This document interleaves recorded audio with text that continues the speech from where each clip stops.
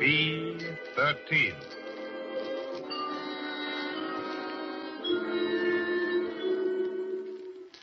My name is Fabian, ship surgeon of the luxury liner Mauravania. Tonight, as we lie alongside the docks at the great port of Southampton, the ship is ghostly, deserted. Our passengers on this world cruise have gone to London. And as I sit here in my cabin, B-13, I'm reminded how the tides and storms of 1,000 voyages have wrought nothing more strange, more sinister than man's desire for adventure in the strange ports and lands we touch. I remember Bill and Brenda Leslie. It was years ago, before the war, and the effect on their characters of the mortal terror that overtook them in London. CBS brings you John Dixon Carr's famous Dr. Fabian, ship surgeon, world traveler, and host in Cabin B-13 for strange and incredible tales of mystery and murder, directed by John Dietz.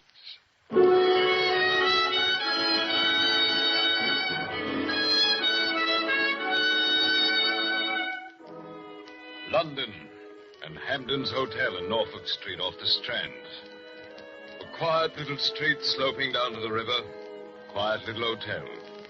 So dingy with its stuffiness of old carpets and yesterday's tea trays that you'd never suspect how fashionable it is or how expensive.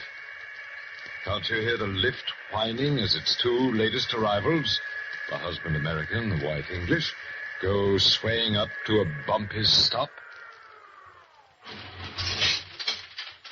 This way, sir. Come on, Brenda.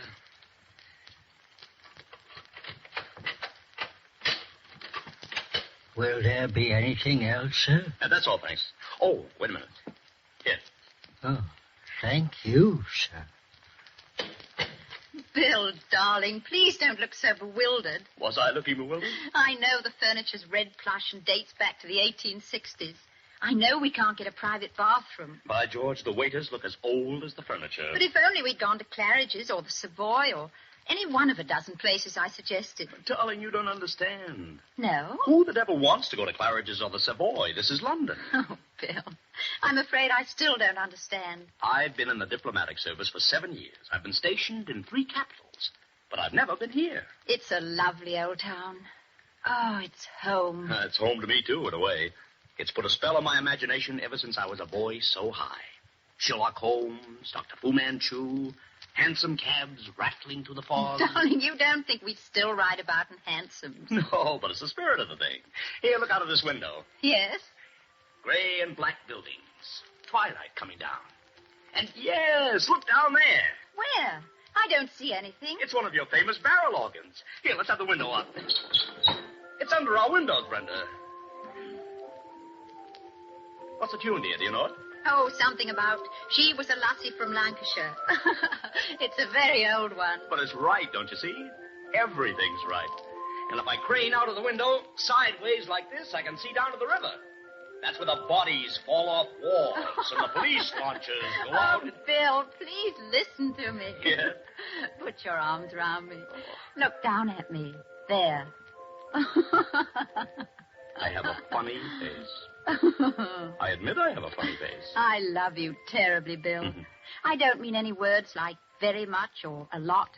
Just silly and terribly. But of all the romantic Americans I've ever met, you have the most absurd and fantastic ideas about England.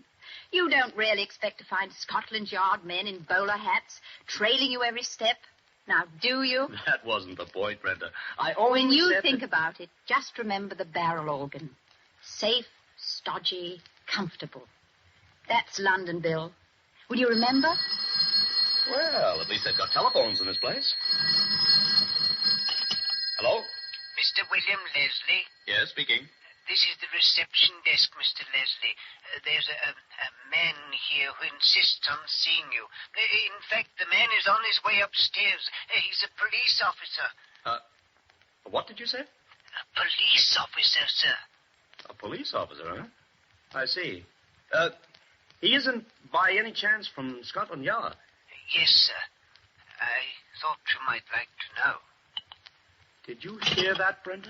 Yes, I heard it, but surely... About 6 hours in England. Oh, this and... is ridiculous, Bill. There must be some mistake. Well, there probably is. All the same, come to think of it, I don't feel very keen about facing one of these bowler hats in real life. But why do they come to us? We haven't done anything. Nothing I can think of. That's what worries me. Get ready for the hat and the raincoat and the cropped mustache. Yes? Mr. Leslie? Mrs. Leslie? That's right. Won't you come in? Thank you. Sorry to have to trouble you, sir. I'm a police officer, Metropolitan CID. Here's my warrant card. I see. Chief Inspector... Radford, sir. And I'm bound to tell you I'm here about a pretty serious matter. But we haven't done anything. Easy, Brenda, easy. Sit down, Inspector. Thank you, sir. Now, don't mind my notebook. It's a mere formality. You and your wife arrived this morning by the Mauravania. Your wife is British and carries her own passport, correct? Yes, that's correct. A week from today, you leave by the same ship for Lisbon. At Lisbon, you take up a new diplomatic assignment at the American Embassy. Correct? How does that Just concern you? one moment. I'd like you to look at this snapshot I have here. Who is it? But it's Bill. I mean, well, except for that awful shirt and tie. Well, it is Bill. So help me, I never had that picture taken. I know you didn't, Mr. Leslie. That's Flash Morgan. Ever hear of him? Never. Is he wanted for something? He's wanted for several murders. We won't mention bank robbery. Also, he's a ripper, if you know what that means. He uses a razor and likes it. Me, the image of a famous murderer? They don't look so different from the rest of us.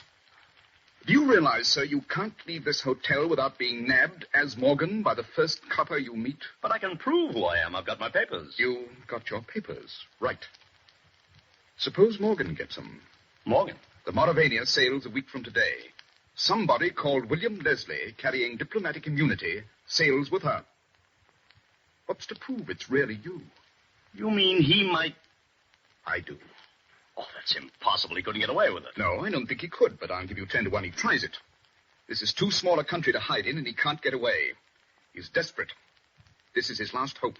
What about Brenda here? There are several things that might happen to Mrs. Leslie. All unpleasant. There's just one more matter I'm bound to warn you of. You've warned us, Inspector Radford. We appreciate it most awfully. What else could there be? Morgan may try to get into this hotel.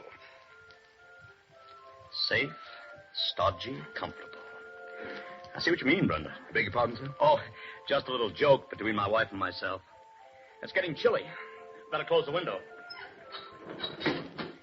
Look here, Inspector. This, Ripper, or whatever he is, couldn't possibly know there's a man who looks just like him. He couldn't, eh? Have you seen any evening paper? No.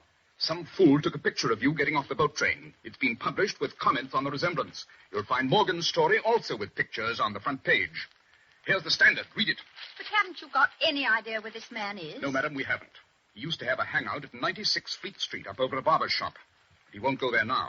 He's loaded with money from the Whitehall bank job. He's got a razor. And he's ready to use it. Now, if you'll excuse me... Inspector, wait. What do you want us to do? I want you to stay in this hotel, both of you, until that boat sails. Cooped up here for a week just on a theory of yours? Yes, Mr. Leslie. Just on a theory. Suppose I do go out. I can't stop you, sir. The guard I'm leaving here can't stop you. But I might send you some photographs of people with their throats cut. Sorry to have upset you. Good day.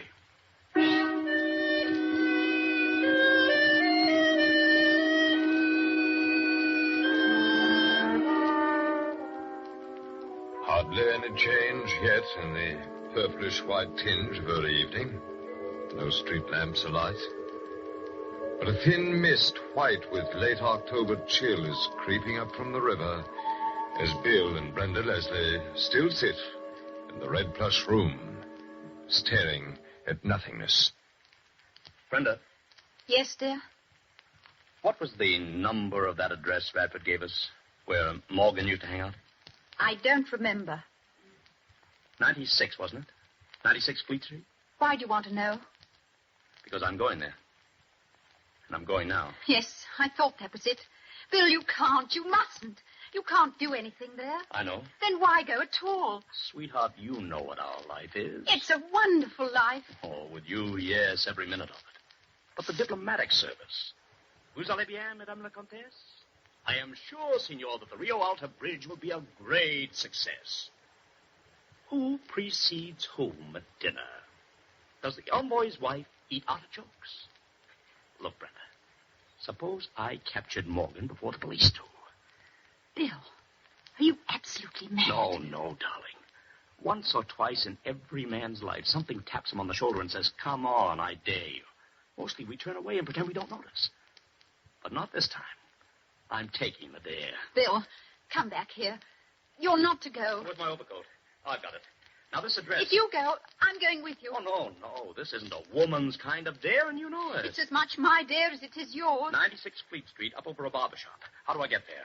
If you don't tell me, Brenda, I can easily find out. Oh. Well, as a matter of fact, it's not very far from here. You could walk it in 10 minutes. That's better. That's much better. What about your identification papers? I'm throwing them out here on the bed. Morgan won't get those. But if you hadn't got those papers, you won't be able to prove who you are. I'll have to risk it, Brenda. See you later. Bill, come back. If you had any reason for going there, I wouldn't mind. But it's idiotic. Oh, don't leave me. Please come back. Please. I'll be with you, Bill. I'll be with you if Morgan doesn't see me first. Footsteps. Slow-moving footsteps. Footsteps on gritty pavement, where, beyond Temple Bar, Fleet Street curves down into dimness. A dead street, hushed and shadowy, with St. Paul's like a gray cloud far ahead. Too late for office workers? Too early for newspaper offices. That's Bill Leslie on the left-hand pavement. I can tell you, believe me, every half-thought that tumbles through his brain as he walks. Can't see the numbers, that's the trouble. Fool stunt, I wish I hadn't tried it. Can't turn back now, seem afraid. What if something jumped out of one of these doorways? He's a ripper, if you know what that means. Are you absolutely mad? Mustn't remember things like that. Fleet Street. Dr. Johnson, 18th century. No people around. The street lamps lighted. Good thing. I'd walk a little faster. No harm in walking a little faster. There. Number 34. Even number side of the street, too. Can't be far off now. Mist rising and as cold as... Was that a policeman's helmet? Behind me, up against the sky. It doesn't matter. Police mean safety. If you haven't got those papers, you won't be able to prove who you are. Still doesn't matter. Nobody can see my face. Another policeman's helmet. Swear to it. Over in that alley. A little faster. Take it easy now. Don't run. They can't possibly... You there! Stop! Wait a minute! Mustn't get panicky. How do you stop panic? Got to find that address. Got to justify myself. Got to... Run!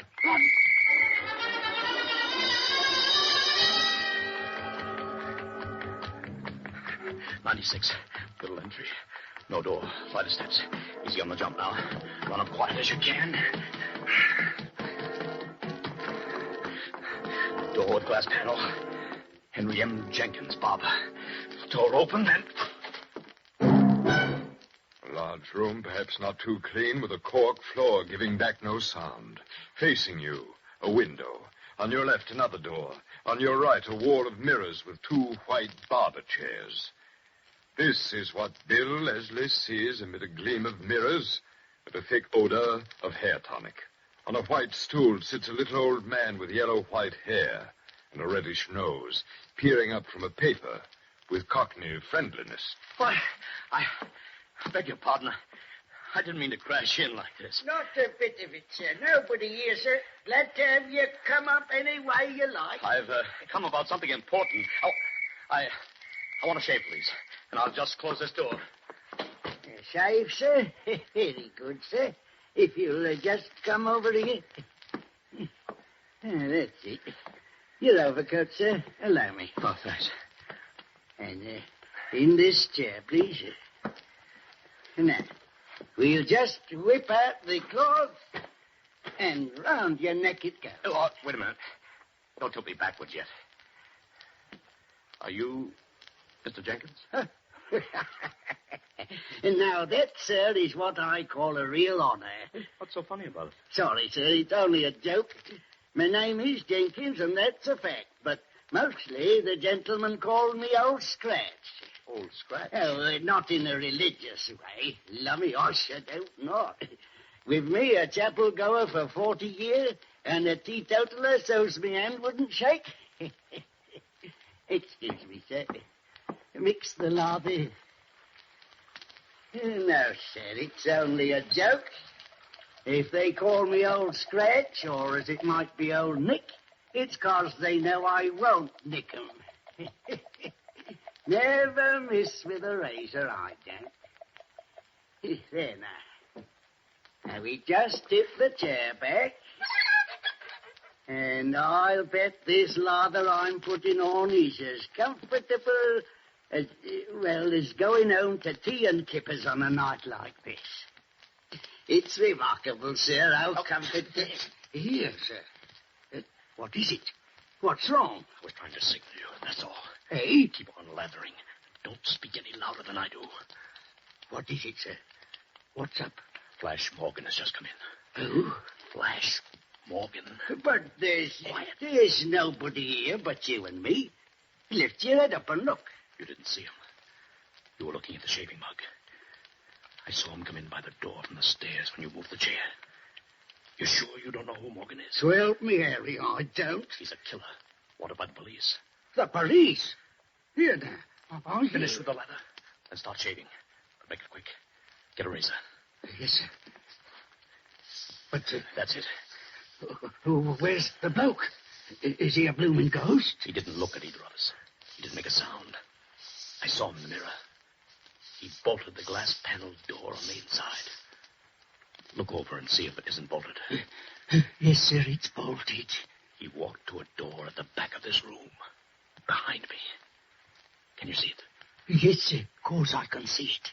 Where does that door lead? Upstairs? No, sir. There's no upstairs on this side of the house. But there's got to be. Morgan lived... or had some friends. Don't move your chin like that. Keep your head where I put it. If you was looking for 96 proper, you must have seen the numbers in a bad light. Oh? That's under the arch and round the back, like a lot of these old houses. This is 96B. And where does the door lead? Only to a cupboard, sir. A big cupboard. Somebody's hiding there now. That's right. Morgan's there with his razor. That's the end of the shave, sir. I trust it's satisfactory. Hot towel, sir. Yes, thanks. Hot and steaming. Hang on to your nerve, Old Scratch. We'll get him in 2 minutes. Towel satisfactory, sir. I'm a peaceful man, Governor. I don't want no trouble. Now listen. When you take the towel off, go to the shelf under the mirrors and mess around with the bottles. Ask me if I'd like some kind of lotion. And edge toward the glass door. When you get near it, run like blazes and yell for the police. The whole neighborhood is full of cops. Morgan will come out fighting when he hears you run. I'll pick up that high stool and try to hold him off. The cops didn't find me because they went to the wrong 96. That door behind you. Well? The knob's moving. Then we'll have to do it when I count 3. I can't, sir. I just ain't up to it. You can run, can't you? 1, 2, 3. Let us stay where you are, both of you. Oh, well. Do I hear in Chief Inspector Radford? You do? Sorry to break the glass door, Old Scratch, but it seemed to be bolted on the inside. Yes, it is. In you go, boys. We may need several men here. Well, Inspector, don't you recognize me? I'm Bill Leslie. Yes, you probably are. Where's Morgan? He's in that cupboard over there. I don't want to handle him. Have your men got guns? We don't carry guns. Sergeant, Yes, sir. go over and guard that window. Davis, you stay here. I'll take the wasp out of his nest. Right, sir. Coming out, Morgan? No? All right, have it your own way. I'm turning the knob and... Lord almighty. Find that blood, sir. It's Morgan, all right. But he won't give any trouble now. His throat's been cut. His throat's cut? But who? Who? Curse it, Mr. Leslie. Why do you have to go and kill him?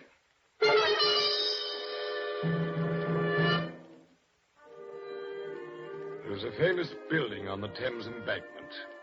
Once red brick with white trimming. Now smoke darkened, redolent of old stone. Inside it looks rather like a hospital, does New Scotland Yard. Not far away down the Misty River, there's a great clock. As 3 persons sit in a small official room. Mr. Leslie, why don't you tell us the truth? Inspector, I have told you the truth. So is old Scratch here. Every word of it. Let's face it, Mr. Leslie. You killed Morgan, and you don't seem to understand the law here. How do you mean? To kill a wanted man, even a murderer, is just as serious an offense as killing the Prime Minister. I can't help you if you say you didn't kill him. But I can get you off scot-free if you admit you did it in self-defense. Look, Inspector, I never set eyes on Morgan except when he walked through that shop. Scratch never saw him at all. I never stirred out of the chair for 1 second. Scratch never left me. Never even took his hands off me for a second. Neither of us did it. Then who killed Morgan? I don't know. The door was bolted on the inside. The window was locked. How could anyone get in? I just don't know. You don't think a ghost got in and killed him? What do you think happened? I know what happened. Oh? Oh, yes. You rather thought you and Morgan would try to corner each other. You were both in Fleet Street within 20 yards of each other when those police whistles blew. And you lost both of us. What happened in the meantime? You and Morgan met at the barber's. There was a fight, and you killed him unintentionally. I killed him with what? With his own razor. We found it in the cupboard. Then you bribed old Scratch to keep his mouth shut. Here now, Inspector. Easy, Scratch. Stop rocking back and forth. I'd like to tangle up my hair and pull it out by the roots. I'd like to stand on the track with a engine coming. I'd like to... Lummy, ain't there any justice? Morgan was loaded with money, carried 1,000 quid in an oilskin tobacco pouch. It wasn't on his body. If you gave it to Scratch and Scratch hid it in the confusion after we broke in... You know, Inspector, I've been wrong about this whole thing. Oh, that's better. Oh, not the way you mean. I thought my big trouble would be to prove my identity. But you don't doubt my identity. Or do you? I don't know. But officially, until your wife identifies you... That's what I've been asking all night, and you won't answer. Where is Brenda? Well, sir, the fact You is... haven't got her locked up somewhere. No, of course not. The fact is, we can't find her. Isn't she at the hotel? No, your wife left the hotel just after you did. Brenda left it. Where'd she go? To 96 Fleet Street. How do you know that? The real entrance to 96 is at the back, up a flight of stairs past the barber's window. One of our men saw her there, then lost her. You mean Morgan may have seen her before he came into the shop and attacked her? Mr. Leslie, you're the one who's got to take it easy. Just sit down, gentle-like. Do you see now why you've got to give up this crazy story that you didn't kill Morgan and that you and old Scratch were never out of each other's sight? But it's true. Don't you see what I want to know? Did Morgan kill your wife? I want to know whether there was any blood on the razor before you fought Morgan. This, as they say in the nursery books, is an office. That's a filing cabinet. You are smoking a pipe. I've got to hold on to things because they're getting blurred. Blast you, I never fought Morgan. Want to think it over for a while? Brenda's dead. That's what you're saying. Don't start to object. That's what you're intimating. And if Brenda's dead, on the course of it... Chief Inspector. Sergeant, keep out of here. I told you not to... Yes, sir, but I couldn't help it. She's here. She's been in the anteroom listening to every word you've said. Who's here? Mrs. Leslie. She says she wants to give herself up. Bill! Please stay where you are, Brenda. Mrs. Leslie. You want to give yourself up? No, not for murder. Oh, I'm so horribly frightened and mixed up. I don't know what I did say. But I had to talk to you because I saw the murder committed. You saw it from where? From outside the window, on the back stairs. Oh, Bill, darling, I got there before you did. You had to ask directions at the beginning. I saw you come in. Into the barber shop? Yes. But I think I'd have known what happened, even if I hadn't seen it. Are you one of our women detectives, Mrs. Leslie? Oh, please, Mr. Radford. It's because I am a woman that I'd have noticed. You're too used to it.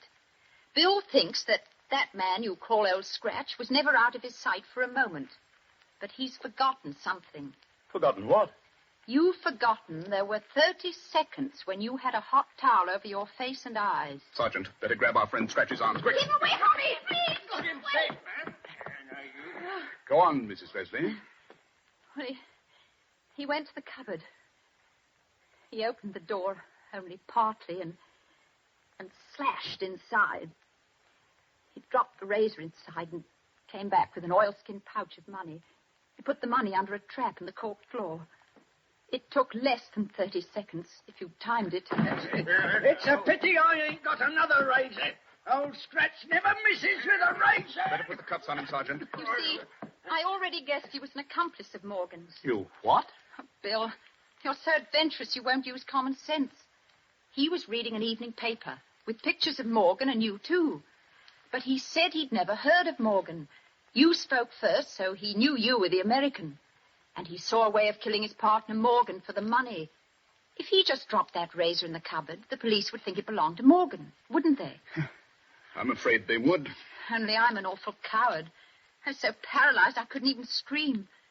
Somebody chased me. Maybe it was the police. And I fainted in some old woman's room. Oh, Inspector, may I go to my husband now? You may, Mrs. Leslie, with the apologies of the CID. Bill, please take me away from London before your sense of adventure starts again. I don't understand these detective stories.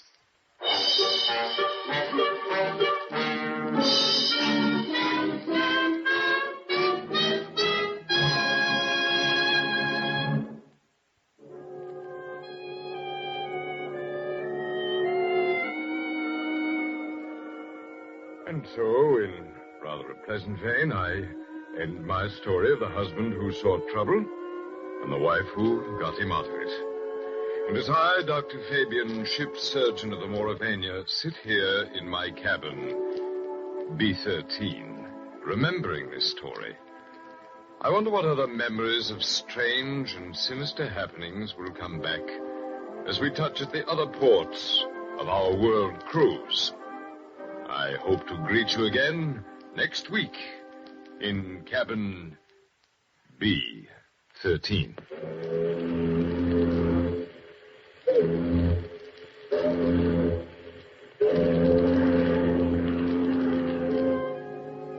Next week, as the Mauravania docks at Cherbourg, Dr. Fabian will bring you from his cabin, B13, a story in which he himself plays a small part. A tale with not quite so pleasant an ending as tonight's. A strange adventure which he calls The Man Who Couldn't Be Photographed. Cabin B13 is created and written by John Dixon Carr, outstanding mystery novelist in both England and America, who is also famous as Carter Dixon. These Dr. Fabian stories are all newly written for you by Mr. Carr and have not appeared before on the air or in printed form. Dr. Fabian is played by Arnold Moss, and on tonight's drama, Joseph Curtin played Bill Leslie, with Naomi Campbell as Brenda and William Podmore as Jenkins. The music is composed and conducted by Merle Kendrick. Cabin B13 is edited by Charles S. Monroe, and the productions are directed by John Dietz. This is CBS, the Columbia Broadcasting System.